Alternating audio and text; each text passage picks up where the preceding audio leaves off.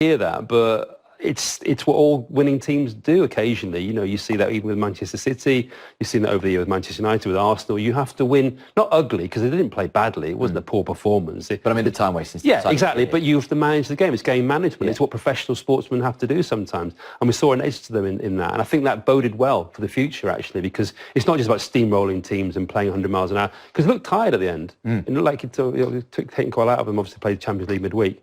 But I was quite impressed, actually, overall by the performance and the way they went about getting out of there. Because fair play to Chelsea, they play well. They play well second half. There's a bit of a resilience, I thought, about Liverpool that we didn't see last year. You know, even in January, around that Christmas period when they had 7 points on Manchester City, and you still felt that the league was in City's grasp, you know, despite their advantage. Whereas this year, you're looking at it and 5 points, you're thinking, well, you know, there's a very good chance. So it's all over, Tom. I'm going to stop short of saying that. But there's a good chance that both teams can go the rest of the season, you know, and unbeaten. I mean, the resilience and the Telegraph there on the left of the screen saying that the Reds go marching on. Absolutely, you know, Jason said it as well. A resilience, but at the same time a vulnerability. Yeah, there is. I mean, look, Chelsea are a good side. We shouldn't underestimate that just because they've got some young players. They're very talented young players. I saw a bit of Mason Mount and Tomori last year at Derby. You know, I know it's a really big step up to the Premier League, but they've got the quality to do it. They're showing already that they've got the quality to do that. I think what people say is, look, when Chelsea pressed, Liverpool showed slight vulnerabilities. But, you know, Liverpool are pressing teams themselves. They've got fullbacks that like to bomb on and attack. It's going to leave gaps, but they're good enough. They are giving them more chances this season. You're absolutely right. I mean, even that first game of the season when they played Norwich had quite a lot of shots on goal, didn't they? I think the stats have proven already that they have given them more opportunities against teams against them. So you wonder whether, you know, they've been a little bit fortunate as well on occasions. That some of those chances haven't been taken. There's a couple against Chelsea when Tammy Abraham was clean through in the first half. I haven't seen that Liverpool defence sort of beaten like that by one ball. You know, straight through the centre-backs. I looked at it and thought, wow, I've never seen Van Dijk and Matip beaten like that too often. So you worry a little bit about that because you're riding your luck on occasions as well. Yeah. But I think the overall message is really, you know, they managed the game with that resilience. And we talk about Jurgen Klopp. Sorry, Tom. I was going to say 150 games in the Premier League for Jurgen Klopp. 92 wins. Only Jose Mourinho has a better record. Yeah, remarkable. And look what happened to Jose Mourinho. Klopp be warned. No, look, I mean, we talked about this earlier in the show. Jason said, you know, the way he's built that club with the support, it has to be said, of those in power at Anfield. He's done a fantastic job. He's done a much better job than I expected him to do there. I thought it would take Liverpool a long time. I thought that this whole never the bride, always the bridesmaid would continue to be the case. But yeah, he's the way that they've targeted their signings, and it's not just the talent of the players they've gone for on the field, but it's the mentality of the players that they've brought in, the way he's brought that group together. You know, and even when signings like Andy Robertson just looked so inspired from the mentality of the group, that point of view, because Robertson clearly brings so much. You know, and you've got a lad that they've signed from Hull, bringing so much to the group with all these star quality players with Firmino, Salah, Mane, you know, and yet he's one of the standout characters in the group. I mean, it's just very, very clever business.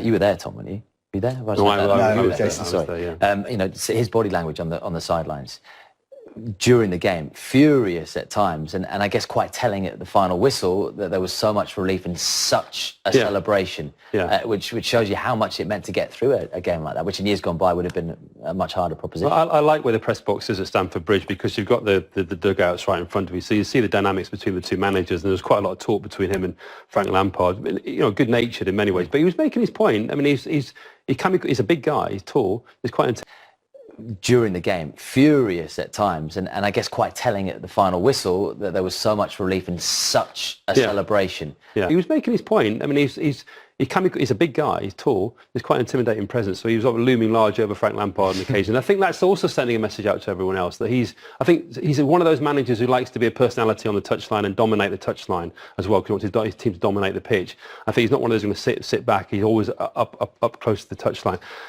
With 5 minutes to go, Liverpool gave the ball away and he was literally hopping up and down, literally like a little kid hopping him down with anger at that happening. But you saw, as you say, at the final whistle, the relief of it all, how much it meant, how important that win was to re-establish that 5-point lead the day after Manchester City scored 8 against Watford. You know, you want to sort of show you're there for the long term. But I think that force of personality just marries so well with Liverpool as a club.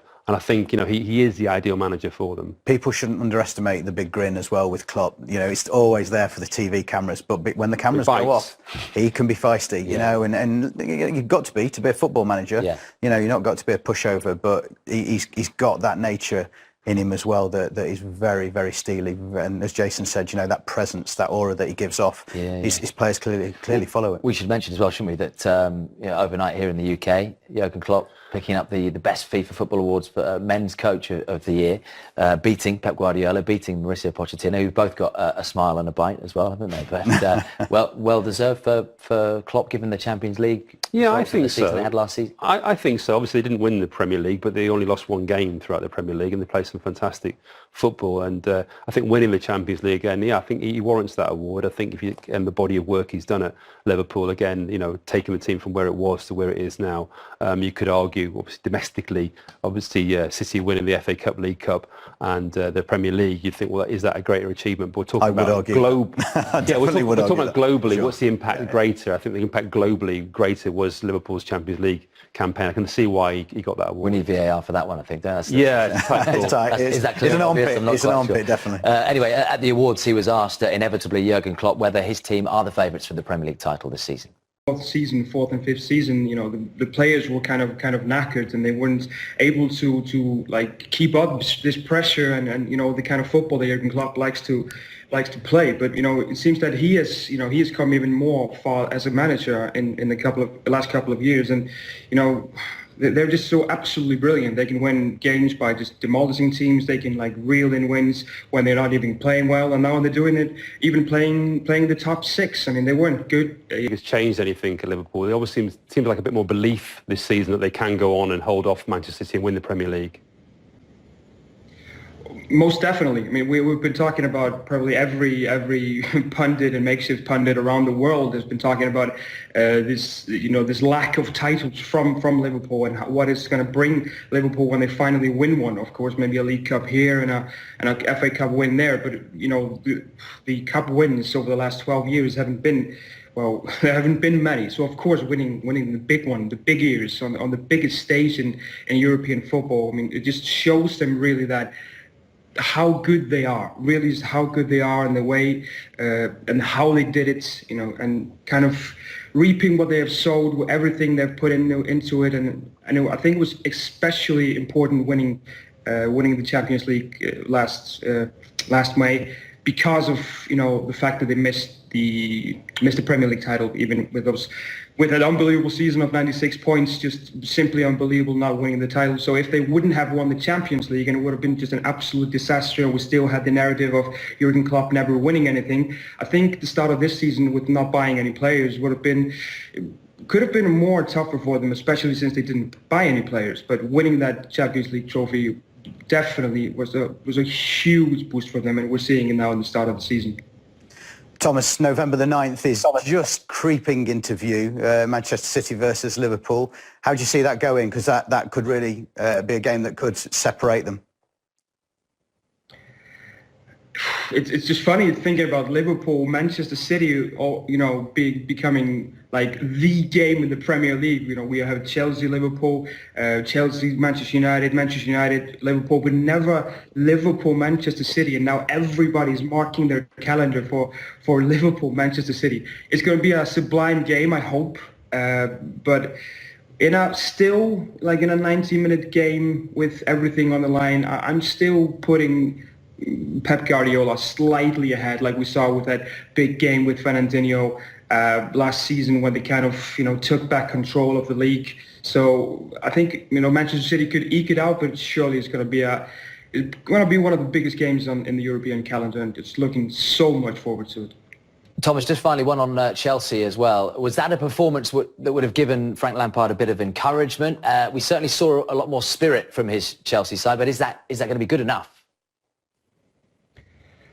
Good enough for what? I think should be the question. It's a good question because they, a lot of spirit, and they did some very good stuff with those young players. And we can't talk about the game unless talking about those two substitutions that he had to make in the first half, and both defensive substitutions. So he had only had one chance of doing something forward. still, fantastic from them, but they have to start winning at home. I mean, I know it was Liverpool, but they're on 8 points after these 6 games. Not good enough, but Frank Lampard is going to get as much time as he wants from the fans. How much time he's going to get from the owner, we don't know. But there's a lot of good things happening, especially with the young players and these young English players with Chelsea. But I'm really getting scared for kind of our team here at the Siemens. Thomas, great to talk to you. That's Thomas Thordarson speaking to us live from Reykjavik in Iceland. Right, let's